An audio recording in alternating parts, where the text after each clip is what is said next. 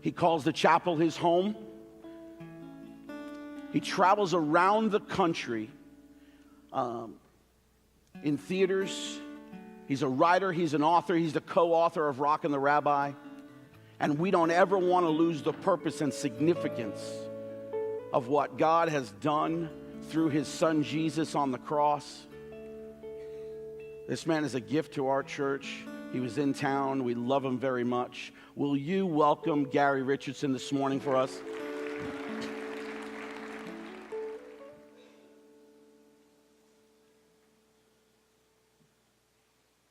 Crazy Jews. That was my first thought when I got this assignment. Commander told me I was going to be spending the next 2 years in Jerusalem. 2 years. I'm a Roman soldier. I'm a representative of the Roman Empire, the most powerful force this world has ever seen. And I was going to spend the next 2 years to help keep the peace with these stiff-necked, stubborn, ecclesiastical, ideological, holier-than-thou, crazy Jews.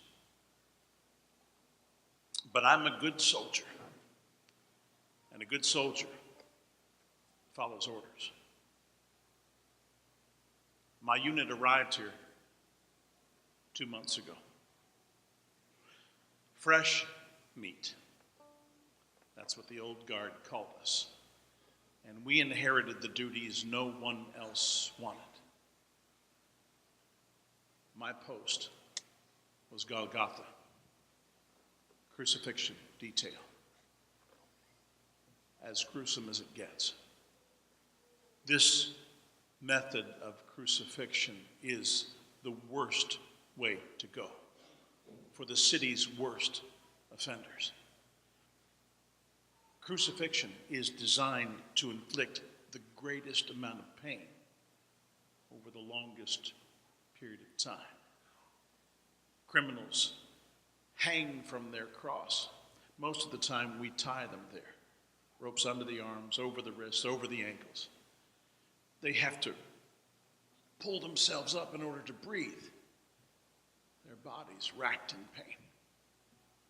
Some of them hang on for days till their strength finally gives out and they suffocate. 2 weeks ago, we picked up these 2 thieves and this Jesus of Nazareth. Had no idea who this Jesus was, only that the powers that be wanted us to make an example of him. They wanted this one nailed to his cross. I must tell you, after a couple of months, most of us guards grow numb to the crucifixions, to the screaming, suffering, the fear, the hate, the broken bones. It all just runs together. You do your work, you go home, you wash off the blood, you have a few drinks, you catch some shut-eye, and the next day, you do it all over again. I know how awful it sounds, but it was my job, and I had to get through it.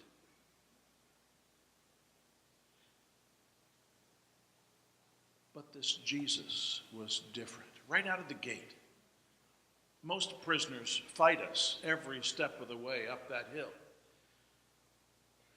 looking to make a break for it, I guess. And then, as it dawns on them that this is going to happen, they start to cry and to beg. And then when we lay them down on their cross, well, it takes 5 or 6 of us to hold them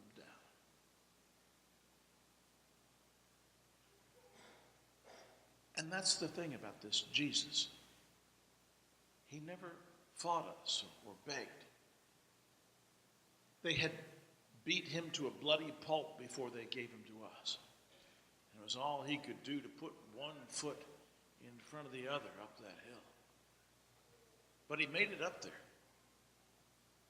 When we laid him on his cross, we prepared for him to struggle for his life, but he just laid there. Even when I nailed his hands and feet to the cross. Oh, he screamed. They all screamed. But no cursing me, no cursing the crowd or God. Matter of fact, hanging there from his cross, barely able to breathe, he told his friend to take care of his mother.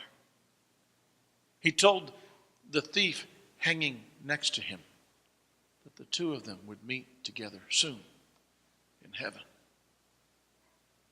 And he asked his Father to forgive us all,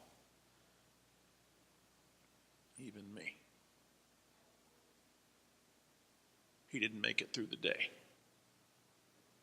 He gave up the ghost, and the sky grew black with storm clouds, and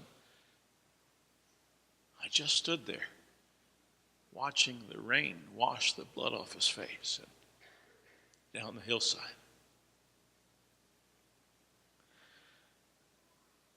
I see crucifixions all day long, every day.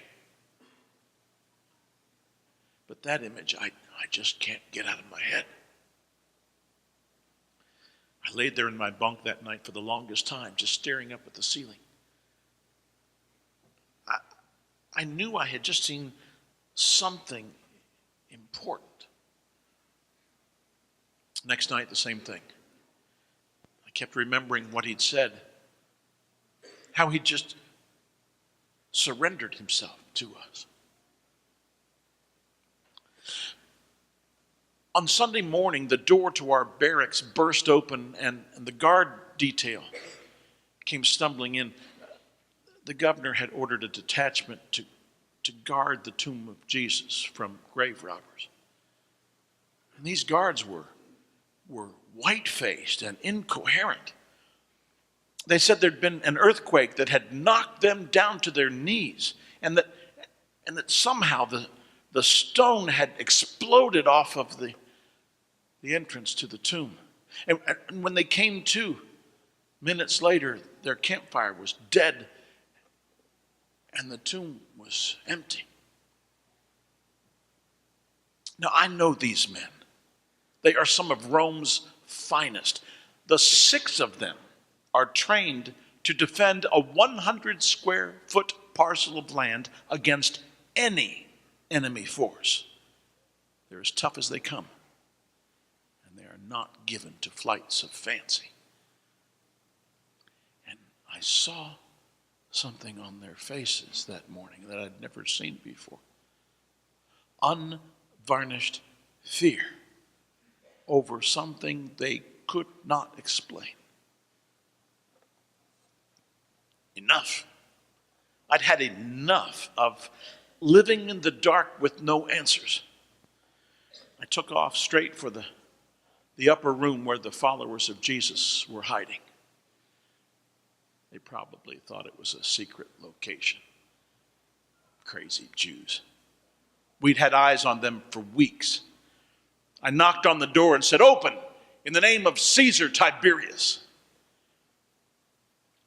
After a lot of scrambling inside, they cracked the door open, and I could see about 20 men and women inside, afraid I was going to cart them all off to jail.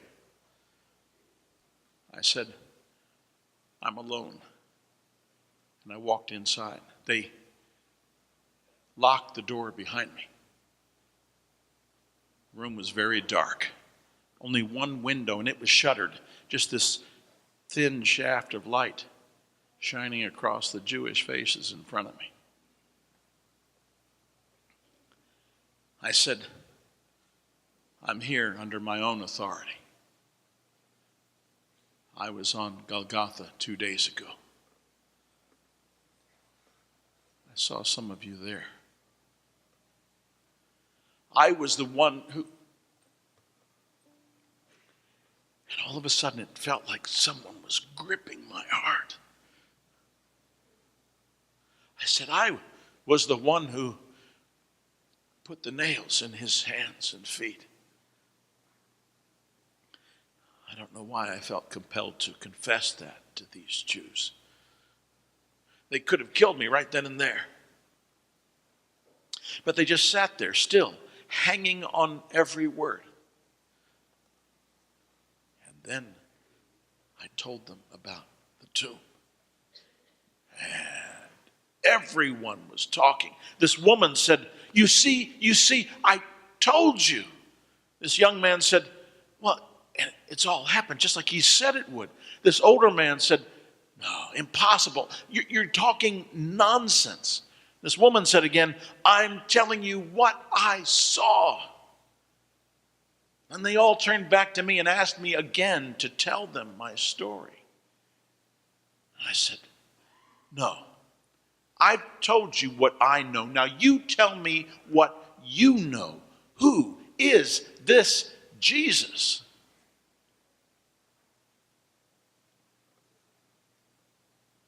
And the young man said,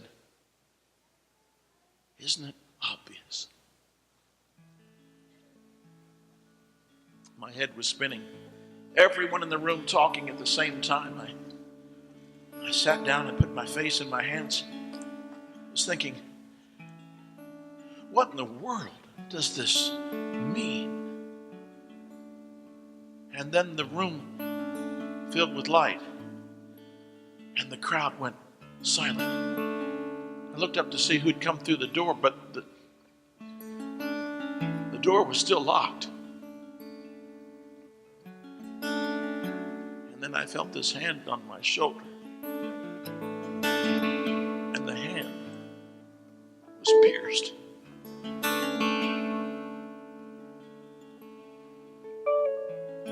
All this happened 2 weeks ago.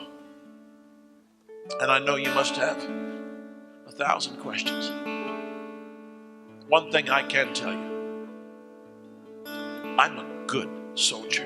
And a good soldier follows orders.